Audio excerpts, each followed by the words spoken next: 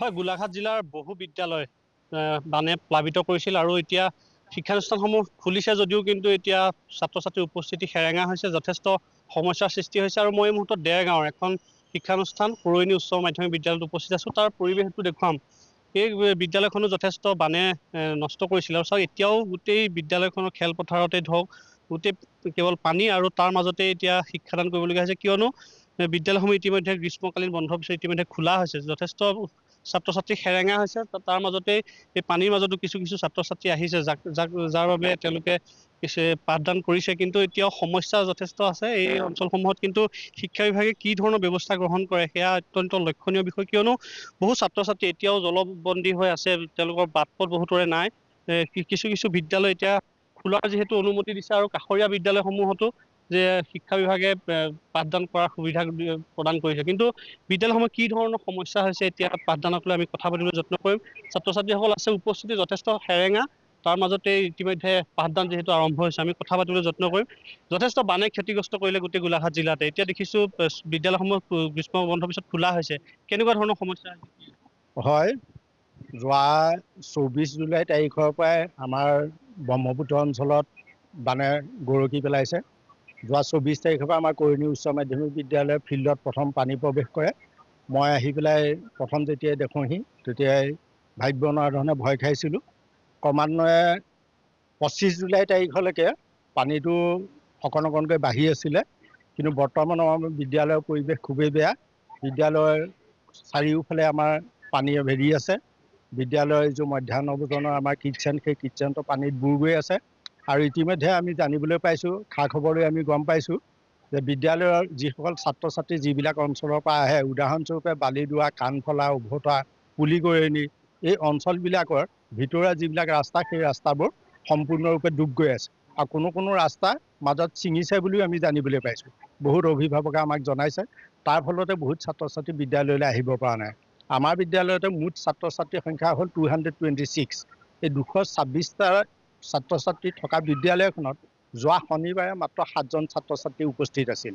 আজিও আমাৰ বিদ্যালয়ত মাত্ৰ 44জন ছাত্ৰ ছাত্ৰী উপস্থিত আছে। এতিয়া শতাংশৰ ফালেদি যদি চাই, প্ৰায় 19% ষ্টুডেণ্টে বিদ্যালয়ত উপস্থিত হ'বলৈ সক্ষম হৈছে। কি হ'ব এইখিনি ছাত্ৰ ছাত্ৰী যথেষ্ট এই ছাত্ৰ ছাত্ৰীসকলৰ কাৰণে আমাৰ প্ৰত্যেকজন শ্ৰেণী শিক্ষকে অভাৰ টেলিফোন যোগাযোগ কৰি আছে, বা আমিও বৰ্তমান অহা ছাত্ৰ ছাত্ৰীসকলৰ যোগেদিও খবৰ পাইছোঁ। ইতিমধ্যে সেই ছাত্ৰ ছাত্ৰীসকল বোধ কৰোঁ বৰ্তমান অৱস্থাটো অকণমান ভাল দেখিছোঁ, বতৰৰ কথা কৈছোঁ। গতিকে অহা কাইলৈ হয়তো আৰু অলপ কমিব। বিদ্যালয়খনতো দেখিছোঁ এটা স্বাস্থ্যকৰ পৰিৱেশ নাই। স্বাস্থ্যকৰ পৰিৱেশ একেবাৰে নাই, কিন্তু আমাৰ বিদ্যালয়ৰ ফালৰ পৰা ব্লিচিং পাউডাৰ, ফেনাইল এইবিলাক যিমান দূৰ সম্ভৱ আমি ইতিমধ্যে ছটিয়াইছোঁ। গতিকে সেয়াই যথেষ্ট নহয়। প্ৰশাসনৰ তৰফৰ পৰাও যদি কিছু কীটনাশক দ্ৰব্য আমাক যোগান ধৰে, বিদ্যালয়ৰ পানীখিনি শুকোৱাৰ পিছত এটা সাংঘাতিক ধৰণৰ কদৰ্যময় পৰিৱেশৰ সৃষ্টি হ'ব। গতিকে এই পৰিৱেশটোত বৰ্তমান যিখিনি পানী জমা হৈ আছে, এই পানীখিনি আচলতে ভৰিৰে গছকাটো অলপ কষ্টকৰ, সম্পূৰ্ণ অস্বাস্থ্যকৰ, বিভিন্ন ধৰণৰ খজুৱতি আহিব। গতিকে ছাত্ৰ ছাত্ৰীসকলৰ আমি সম্পূৰ্ণৰূপে চকু দি ৰাখিব লগা হৈছে। আৰু ছাত্ৰ ছাত্ৰীৰ সংখ্যা যেতিয়া বাঢ়ি যাব, অৰ্থাৎ যদি উপস্থিতিৰ হাৰটো বাঢ়ি যায়, তেতিয়াও কণ্ট্ৰল কৰিবলৈ কিছু অসুবিধা আহিব। গতিকে প্ৰশাসনলৈ আমাৰ তৰফৰ পৰা, বিদ্যালয় কৰ্তৃপক্ষৰ তৰফৰ পৰা আহ্বান জনাইছোঁ, বিদ্যালয়লৈ যথেষ্ট পৰিমাণে যদি কীটনাশক দ্ৰব্য প্ৰেৰণ কৰে, তেতিয়াহ'লে ছাত্ৰ ছাত্ৰীসকলৰ স্বাস্থ্যৰ সুৰক্ষা হ'ব বুলি আমি আশা কৰিব পাৰোঁ। এতিয়া দেখিছোঁ অস্বাস্থ্যকৰ সম্পূৰ্ণ পৰিৱেশৰ মাজতে আপোনালোকে পাঠদান কৰে। সেইটো হয়, তথাপিতো আমি যিখিনি পাৰিছোঁ, আমাৰ অহা যোৱা কৰা ৰাস্তা আৰু কাষৰীয়া অঞ্চলটো যিখনত পানীত নাই, সেইখনত ব্লিচিং পাউডাৰ ছটিওৱা হৈছে, ফেনাইলো ছটিওৱা হৈছে। তাৰপিছত যেতিয়া ক্ৰমান্বয়ে পানী শুকাই যাব, তেতিয়া আমি হয়তো বিদ্যালয় কৰ্তৃপক্ষৰ ফালৰ পৰাই ফিল্ডত বা প্ৰশাসনৰ সহায় নাপালেও আমাৰ বিদ্যালয় কৰ্তৃপক্ষৰ ফালৰ পৰা যাৱতীয় আমি ব্যৱস্থা গ্ৰহণ কৰিম বুলি ভাবিছোঁ। আমি ছাত্ৰ ছাত্ৰীসকল আছে, আমি কথা পাতিবলৈ যত্ন কৰিম। তেওঁলোক পানী ঘৰত আছেনে? নাই নাই।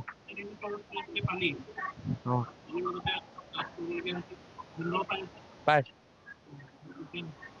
অসুবিধা হৈছে তোমালোকৰ ইয়াত? হৈছে, কি অসুবিধা হৈছে? পানী হৈ আছে। মানে কি হৈ আছে অসুবিধা? তোমালোকে দেখিছোঁ গোটেই এতিয়া গেলাময়, গোটেই গোন্ধ।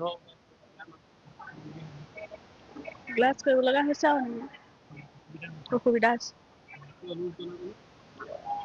মানে সুবিধা কৰিব লাগে সকলো সেই কথাটো যাওক যে অস্বাস্থ্যকৰ পৰিৱেশত এনেদৰে তেওঁলোকে ক্লাছ নিশ্চয়কৈ, কৰিবলগীয়া এটা পৰিৱেশ আৰু হয়, এনেদৰে ক'ব লাগিব হয় মৃদুস্মন্ত এটা কথা ক'ব লাগিব যে গৰম বন্ধ যিহেতু ইতিমধ্যে শেষ হৈছে আৰু তাৰ পাছত এতিয়া পাঠদান আৰম্ভ হৈছে কিন্তু বিদ্যালয়সমূহত পাঠদানৰ উপযুক্ত বা স্বাস্থ্যকৰ পৰিৱেশ এতিয়া নাই যাৰ বাবে যথেষ্ট অসুবিধাৰ সন্মুখীন হৈছে শিক্ষক শিক্ষয়িত্ৰী তথা শিক্ষাৰ্থীসকল নিশ্চয়কৈ মৃদুস্মন্তক এই মুহূৰ্তত ধন্যবাদ জ্ঞাপন কৰিছোঁ